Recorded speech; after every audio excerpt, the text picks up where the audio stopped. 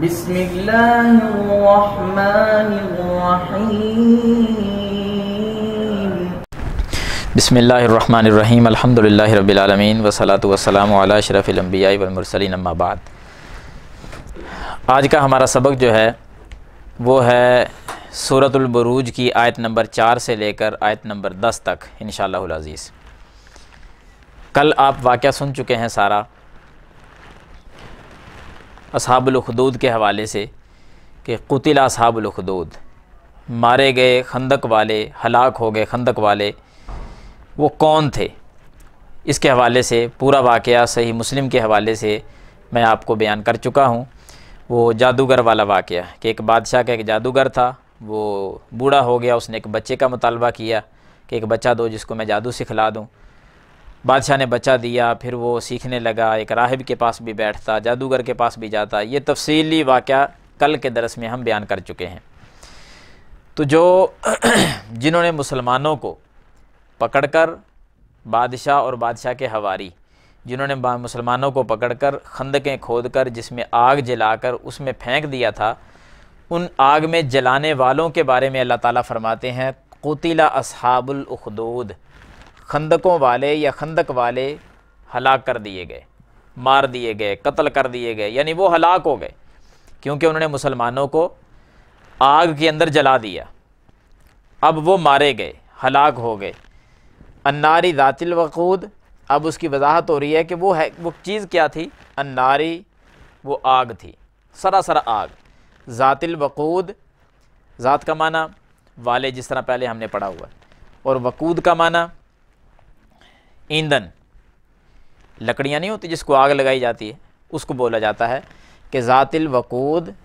الناری وہ سراسر آگ تھی، ذات الوقود ایندھن والی، وہ ایندھن والی آگ تھی، یعنی جس میں انہوں نے بندوں کو پکڑ کر پھینکا نا، خندقیں کھودیں پھر اس میں پھینک دیا، وہ ایندھن والی آگ تھی، اس میں پھینکا ان کو۔ آگے انہی کا تذکرہ ہو رہا ہے سارا کہ وہ کس صورت میں تھے جب مسلمانوں کو خندقوں کے اندر پھینک دیا، خود کیا کر رہے تھے؟ خود بیٹھے تماشا دیکھ رہے تھے، مسلمان جل رہے ہیں۔ بادشاہ اور بادشاہ کے حواری جنہوں نے مسلمانوں کو مارنے کے لیے، جلانے کے لیے آگ جلائی، خندقیں کھودیں، پھر مسلمانوں کو پکڑ کر اس کے اندر پھینکا اور خود تماشا دیکھ رہے تھے، وہ نقشہ اللہ تعالیٰ بیان فرماتے ہیں۔ اگلی آیت پہ غور کریں، اللہ فرماتے ہیں اذ ہم علیہا قعود، اذ ہم جب کہ وہ بندے، کون؟ بادشاہ اور بادشاہ کے حواری۔ اذ ہم جب کہ وہ علیہا اس پر، یعنی وہ خندق جو ہے نا، خندقیں کھودی ہوئی تھی اس کے آس پاس، جب کہ وہ علیہا اس پر قعود بیٹھے ہوئے تھے۔ اذ ہم علیہا قعود، جب کہ وہ اس کے اوپر بیٹھے ہوئے تھے، یعنی دیکھ رہے تھے، تماشا دیکھ رہے تھے، مسلمان جل رہے ہیں۔ دوبارہ پھر غور کریں، قتل اصحاب الاخدود، ہلاک کر دیے گئے خندق والے، الناری ذات الوقود، جو سراسر آگ تھی ایندھن والی، اذ ہم علیہا قعود، جب وہ اس کے اوپر قعود بیٹھے ہوئے تھے۔ آگے بھئی غور کریں، وما نقموا منہم، توجہ فرمائیں، وما نقموا منہم، وما نقموا، اور انہوں نے انتقام نہیں لیا، واو کا معنی اور، ما کا معنی نہیں، نقموا کا معنی انتقام لیا، منہم ان سے، یعنی جنہوں نے مسلمانوں کو پکڑ کر، بادشاہ اور بادشاہ کے حواری مسلمانوں کو پکڑ کر خندقوں میں پھینکا، آگ میں پھینکا جلانے کے لیے، وہ بدلہ کس چیز کا لے رہے تھے؟ مسلمانوں کا قصور کیا تھا؟ آخر کوئی قصور ہوگا، کیا قصور تھا مسلمانوں کا جس کا وہ بدلہ لے رہے تھے مسلمانوں کو جلا کر، آگ میں پھینک کر؟ اللہ تعالیٰ فرماتے ہیں وما نقموا منہم، انہوں نے بدلہ نہیں لیا، انہوں نے انتقام نہیں لیا ان سے، یعنی ان بادشاہ اور اس کے حواریوں نے انتقام نہیں لیا، منہم ان مسلمانوں سے بدلہ نہیں لیا، نفی ہو گئی کلی طور پر، کسی چیز کا انتقام نہیں لیا انہوں نے۔ آخر پھر کیوں ایسا کیا؟ آگے کیا لفظ ہے؟ الا، مگر۔ آپ کو پہلے بتلا چکا ہوں کہ الا جب آتا ہے تو پچھلی کلام کے الٹ ہوتا ہے، یعنی الا سے پہلے کلام اور ایک بعد میں، جو پہلے کلام ہے الا کے بعد والی کلام اس کے الٹ ہوتی ہے، اگر اللہ سے پہلے اس بات ہے تو بعد میں نفی ہوگی، اگر اللہ سے پہلے نفی تو بعد میں اس بات۔ اب یہاں نفی ہے نا، وما نقموا منہم، انہوں نے انتقام نہیں لیا ان سے، الا مگر ان یؤمنوا، یہ کہ وہ ایمان لائے تھے۔ کون؟ مسلمان، یہی بیچاروں کا قصور تھا، اس کا انہوں نے انتقام لیا۔ وما نقموا منہم، اور انہوں نے ان سے انتقام نہیں لیا، الا مگر ان یؤمنوا، یہ کہ وہ ایمان لائے تھے، باللہ، اللہ تعالیٰ پر، وہ اللہ کے ساتھ ایمان لے آئے تھے۔ یہ قصور تھا مسلمانوں کا، جس کا انتقام انہوں نے اس صورت میں لیا کہ خندقیں کھود کر، آگ جلا کر، مسلمانوں کو پکڑ کر اس میں پھینک دیا۔ اللہ تعالیٰ یہ فرماتے ہیں، اب اس کا بامحاورہ ترجمہ یہ ہے، اللہ کو بھی ختم کر دیں اور اس ماں کی نفی کو بھی ختم کر دیں، پھر معنی یہ ہوگا کہ ان ظالموں نے مسلمانوں سے انتقام لیا اس چیز کا کہ وہ ایمان لے آئے تھے اللہ پر۔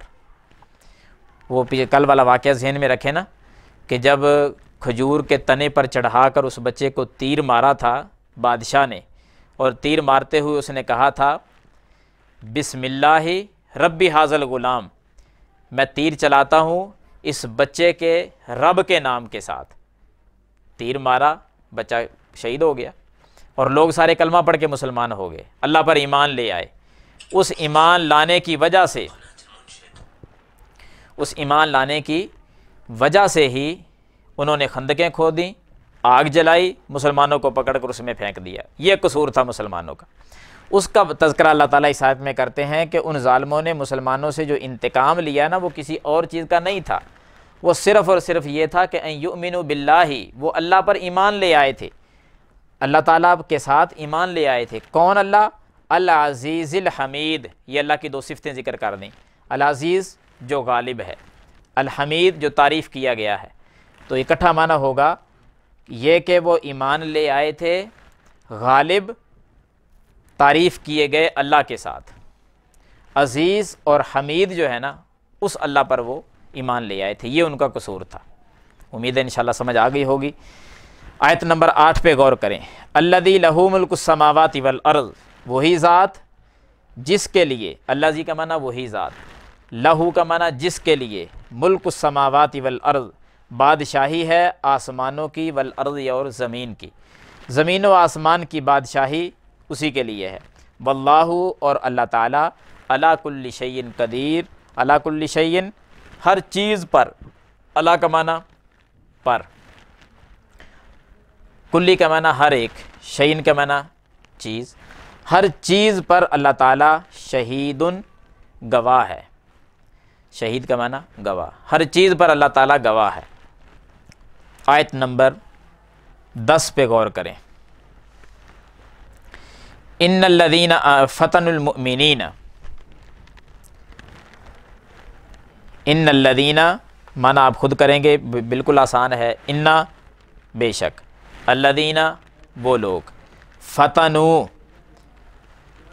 جنہوں نے آزمائش میں ڈالا، ان الذین فتنوا بے شک وہ لوگ، فتنوا جنہوں نے آزمائش میں ڈالا، جنہوں نے آزمائش میں ڈالا، کن کو؟